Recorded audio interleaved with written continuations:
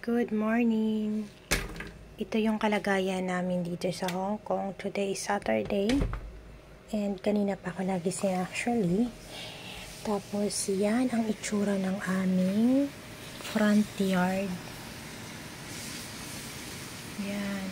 Natumba yung lemon. Natumba yung stand ng basketball court. Tama ba?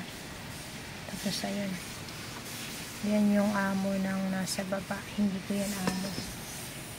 So, yan ang itsura niyan. Typhoon 8 pa rin ngayon. Then, ito naman yung likod bahay namin. So, yung hangin niya galing dito eh.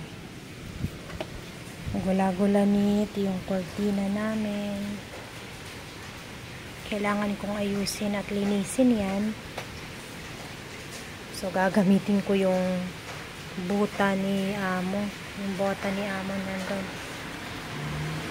So, sisimulan na natin.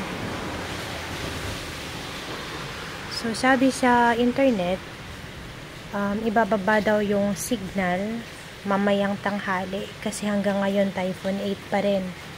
Kagabi, Typhoon 9. So, ayan itsura namin. But, thankful pa din kasi safe tayo. So, ayon sa balita, 2 daw yung nasaktan na dinala sa hospital.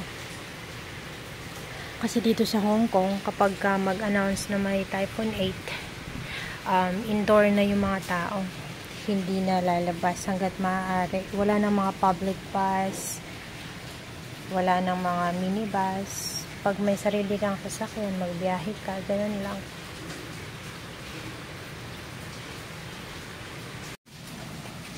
So, ayan. Magsasampay pala ako ng damit na nilabhan ko.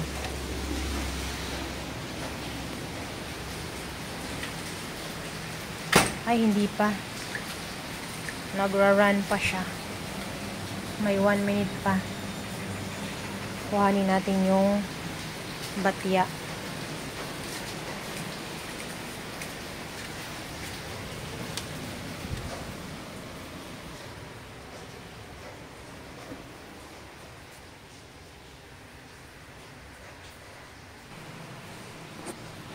Ayan, nag-end na siya. Kuhanin na natin.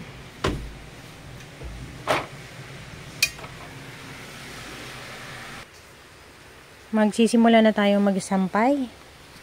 Dito tayo magsasampay sa stock room kasi kailangan natin gumamit ng dehumidifier. Yan, magsisip-sip ng damit. Wala kasi silang ang tawag nito, wala silang dryer na yung machine talaga. Nagtitipid sila eh. Matipid sila dito sa kuryente.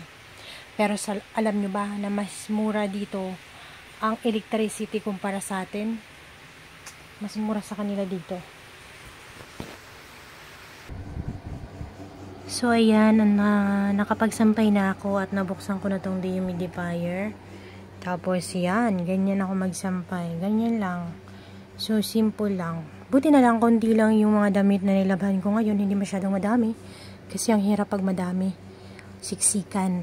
Tapos matagal matuyo. So, that's it for today. So, ang gagawin ko, itong nasa labas ay aking lilinisin. See? Madali lang naman yan. Caring-carry yan. Let's go.